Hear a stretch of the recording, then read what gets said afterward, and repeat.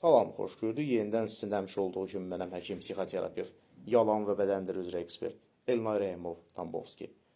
Narsist kişilər, təbii ki, bu qadınlar da olur, lakin faizlə çox təşkil elədiyinə görə kişilərin üzərində dayanırıq. Zarafat edərkən evli və sevgili münasibətlərində bu nə anlama gəlir? Düzdür, başqa sahələrdə də eyni şeydir. Lakin cütlük münasibətlərində bu xüsusilə özünü büruzə verir. Yadda saxlayın ki, narsistin zarafatı sarkazmdır. Öldürücü, məhv edici gülüş. Sarkazm da maskalanmış agresiyadır. Çünki narsist heç bir zaman zəif görsənmək istəmir. O, bu sarkazmik zarafatıyla durumu və sizi idarə etmək istəyir. Ona xoşdur ki, görsün ki, siz özünüzü itirirsiniz.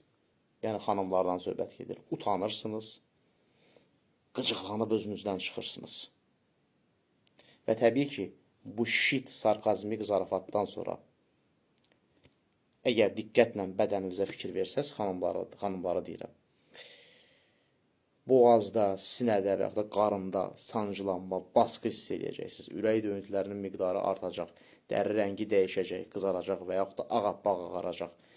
Çaşqınlıq içərisində olacaqsınız. Bəzən ürək bulanma da gələcək. Bu artıq yumor deyil, zarafat deyil. Çünki sağlam zarafatdan sonra insan özünü yaxşı hiss edir.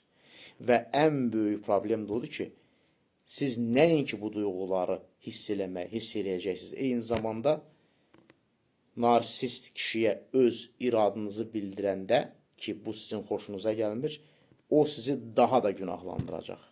Qayıdıb deyəcək ki, sən necə adamsan, hələ hər şeyə çox güclü reaksiya verirsən, sən hər şeyi çox şişirdirsən, zarafat başa düşmürsən sənin ümumiyyətlə yol çıxılmalı deyil, nə qədər belə çuşqa və aşağı səviyyəli adamsan sən. Hələ bunun üzərinə bir dəyərdən salma, utandırma, günahlandırma məsələni daha dözümlü hala, dözümsüz araya gətirir, dözülməz araya gətirir daha doğrusu. Ona görə özünüzə hər zaman xanımlar bu sualı vermək lazımdır. Davamlı olaraq mən narsist kişinin zarafatından sonra özümü belə hiss edirəmsə, o zaman mənim bu münasibətdə işim nədir? Təsis etdiyim The Dark NLP Akademi narsistlər, psixopatlar, duyğusal olaraq qeyri-stabil insanlar, paranoidlər kimi təhlükəli insanlarla necə başa çıxmaq, onlardan qaçış planını hazırlamaq, onları manipulyasiya etmək, onları yönləndirmək üçün real öyrədilmiş metodikalar verir. Mən və komandam başda olmaqla bu seansları biz aparırıq və Respublikada ikinci belə bir mərkəz yoxdur. Yəni, real şəkildə heç kim sizə öyrətməyəcək ki, narsistlə, psixopatla nə etmək lazımdır. Diqqətinizə görə minnətdaram. Sağ olun.